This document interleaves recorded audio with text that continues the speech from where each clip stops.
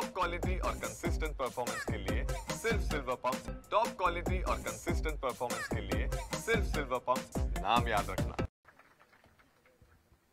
देशाचे नेते आदरणीय शरदचंद्रजी पवार साहेब, महाराष्ट्राचे उद्योग मंत्री माननीय उदयजी सामंत, माजी आमदार अशोक बापू पवार, माजी आमदार सूर्यकांत काका पलांडे, देवदत्तजी निकम, विकासजी लवांडे, राहुलजी पाचरणे, व्यासपीठावरील सगळेच मान्यवर, दामोअण्णा असतील, आमचे गवारे साहेब असतील, या लढ्यात सुरुवातीपासून ज्यांनी अगदी हिरिरीने भाग घेतला ते शेखरदादा पाचुनकर असतील, विश्वास काका ढमढेरे असतील, सर्व मान्यवर, आपण सर्व उपस्थित सर्व पत्रकार बांधव, खरं तर परिस्थिती काय आहे, अडचण काय आहे, ही सातत्यानं तुम्ही सगळेजण लढा देताय।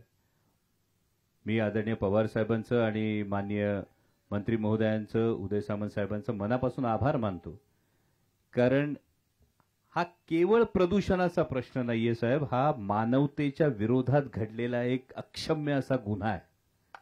कारण 18 जिल्ह्यातून, महाराष्ट्राच्या 18 जिल्ह्यामधून हॅझार्डस वेस्ट येतं, जे वेस्ट त्या फॅसिलिटीमध्ये डिस्पोज ऑफ केलं नाही ते सगळं इथं येऊन डिस्पोज ऑफ केलं जातं। आणि त्यानंतर मागे 23 तारखेला ही व्हिजिट असणार होती, पण 23 तारखेच्या व्हिजिटला मी स्वतः येऊन गेल्यानंतर आता जो काही सगळं आपण पाहणी केली, यामध्ये खूप जास्त कव्हरअप करण्याचा प्रयत्न आहे। आणि आपल्याकडे एक साधी म्हण आहे, कर नाही त्याला डर कशाला। ज्या अर्थी कंपनीने हे एवढं कव्हरअप केलंय त्या अर्थी साहेब पाणी मुरतंय हे अगदी स्पष्ट आहे। आणि कुठंतरी यांचं मन यांना खात आहे, आणि यांचं मन यांना खात असल्यामुळे हा सगळा कव्हरअपचा आजचा हा विषय। म्हणजे जुलै महिन्यामध्ये आमचे व्यवहारे साहेब पवार साहेबांकडे आले होते, तेव्हा त्यांनी हा विषय जो सांगितला तो जुलै 2024ला साहेब देशाच्या संसदेमध्ये आपण हा मुद्दा उचलला। त्यानंतर केंद्रीय पर्यावरण मंत्री भूपेंद्रजी यादव यांनी त्याची तात्काळ दखल घेऊन 13-14 ऑगस्टला या ठिकाणी सेंट्रल पोल्युशन कंट्रोल बोर्डाची व्हिजिट झाली। या सेंट्रल पोल्युशन कंट्रोल बोर्डाच्या व्हिजिट नंतर एमपीसीबीनी, महाराष्ट्र प्रदूषण नियंत्रण मंडळाने 1 ऑक्टोबरला या कंपनीला काही डायरेक्टिव्ह दिले होते। साहेब मी आपल्याकडे संपूर्ण फाईल दिलेली आहे, ज्यामध्ये जर आपण सीपीसीबीचा रिपोर्ट बघितला तर हा सीपीसीबीचा रिपोर्ट, याच्यामध्ये पिण्याच्या पाण्याचा जो टीडीएस असला पाहिजे तो साधारणतः 500च्या आत असला पाहिजे। जे शेताला आपण पाणी देतो त्याचा टीडीएस हा फार तर 2000 असला पाहिजे। या कंपनीतून बाजूला जे पाणी निघतं ना, याचा टीडीएस आहे साहेब 27,000। याच्यामध्ये जा माणूस जगू शकत ना, जनावर जगू शकत ना, याच्यात कुठलं पीक पाणी येऊ शकत। म्हणजे आता सगळ्यांनी ज्या फक्त तक्रारी सांगितल्या साहेब, फक्त मी फार जास्त टेक्निकल नाही सांगणार, पण यातले काही मुद्दे जर आपण बघितले, गेल्या काही वर्षांमध्ये या भागामध्ये कॅन्सरचं प्रमाण असेल, या भागामध्ये किडनी स्टोनचं प्रमाण असेल, वाढले का नाही, त्वचारोग जे वाढलेत साहेब, याच्यामध्ये जो बीओडी आहे तो इथल्या पाण्याचा 44 आहे, जो असायला पाहिजे पिण्याच्या पाण्याचा 3च्या आधी, 3च्या आत असला पाहिजे, तो इथं 44 आहे। वावराला जे शेताला पाणी देतो त्याचा 20च्या आत असला पाहिजे, इथला 44 आहे।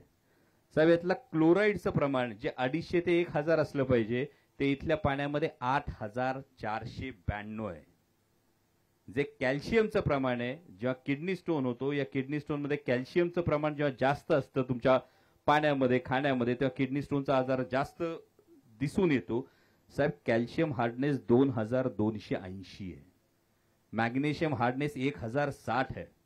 बरं, कंपनीला जेव्हा गेल्या वेळी असं वाटलं होतं की इथून मागे खूप प्रामाणिकपणे सांगतो साहेब अनेक रिपोर्ट्स मॅनेज झाले होते, जेव्हा जुलैमध्ये इथे सगळे हे लढा देणारे माणसं सांगतील इथून सॅम्पल कलेक्ट व्हायचं, लॅबमध्ये जाणारं सॅम्पल वेगळं असायचं साहेब। मी पुन्हा म्हणतो कर नाही त्याला डर कशाला, ते यासाठी म्हणतो जर कंपनीचं काम स्वच्छ असतं तर कंपनीला सॅम्पल बदलायची वेळ आली नसती। जेव्हा जुलैमध्ये ओरिजिनल सॅम्पल गेले तेव्हा साहेब हे सगळे खरे रिपोर्ट्स बाहेर आले, आणि हे सगळे रिपोर्ट्स बाहेर आल्यानंतर कंपनीने अजूनही कंप्लायन्स हा पूर्ण केला नाही। त्यामुळे ग्रामस्थांची, या भागाचा लोकप्रतिनिधी म्हणून माझी आपल्याकडे ही मागणी राहील की ज्या कंपनीची ही मोनोपॉली झालेली 18 जिल्ह्यातला हॅझार्डस वेस्ट आणण्यासाठी, जोपर्यंत कंपनी या सगळ्या गोष्टींवरचं सोल्युशन देत नाही, आजही साहेब कंपनीच्या आतमध्ये रिव्हर्स ऑस्मोसिसचा प्लांट नाही, आपण स्वतः बघितलं की खाली जे काही लिचेट येतंय, कंपनी सांगते वरून पाणी येतंय, हे केवळ वरून पाणी येतंय की लिचेट सुद्धा जातंय, हे खरं तर याची तपासणी व्हायला पाहिजे. आणि त्याचबरोबरीनं गेल्या वेळच्या व्हिजिटनुसार जेव्हा त्यांना वाटलं होतं की काही लॅब मॅनेज होतील का, पण त्यांनाच माहित नव्हतं कुठल्या कुठल्या लॅबमध्ये रिपोर्ट गेले साहेब. आणि जर सॉइल सॅम्पल बघितलं तर 32 मिलीग्रामचं प्रमाण लेडचं आहे. आपल्याला आठवत असेल काही वर्षांपूर्वी एक मोठं नेस्ले कंपनीच्या संदर्भात मॅगीमध्ये थोडंसं लेडचं प्रमाण सापडलं, म्हणून जर एवढा मोठा गदारोळ होत असेल सर, तर निमगाव भोगीच्या मातीमध्ये आता 32 मिलीग्राम लेड आहे. तर याची जबाबदारी निश्चिती ही या कंपनीवर करण्यात यावी, ही आमची ठाम मागणी आहे.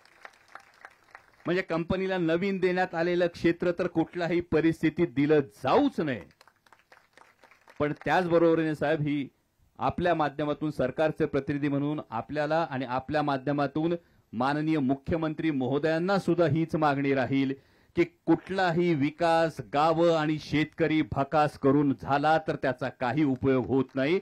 आणि त्यामुळे हा विकासाला नक्कीच विरोध नाही, परंतु हे जे नवीन क्षेत्र येतंय आणि या पद्धतीनं जर आमच्या पाण्यात, आमच्या मातीत आणि आमच्या आयुष्यात विष कालवलं जात असेल तर या कंपनीचं नवीन येणारं क्षेत्र हे त्वरित रद्द करण्यात यावं, ही आमच्या ग्रामस्थांची आपल्याला मागणी आहे. त्याचबरोबरीने आमच्या सरपंचांनी जी मागणी केली त्या पद्धतीने शेतकऱ्यांना कॉम्पन्सेशनचा जो एक मुद्दा आहे, आणि हे केवळ आत्ताचं कॉम्पन्सेशन नाही तर या कंपनीच्या ऑपरेशन पासून झालेल्या नुकसानीची जी जबाबदारी निश्चिती ही कंपनीवर करण्यात यावी. आणि त्याचबरोबर जे पाणी आणि सॉइल कंटॅमिनेशन जे झालेलं आहे याच्या रिज्युविनेशनचा, याच्या पूर्णपणे पुनरुज्जीवनाचा एक कार्यक्रम निश्चित करून, कारण साहेब फॅसिलिटी ही 2027 ला बंद होणार आहे.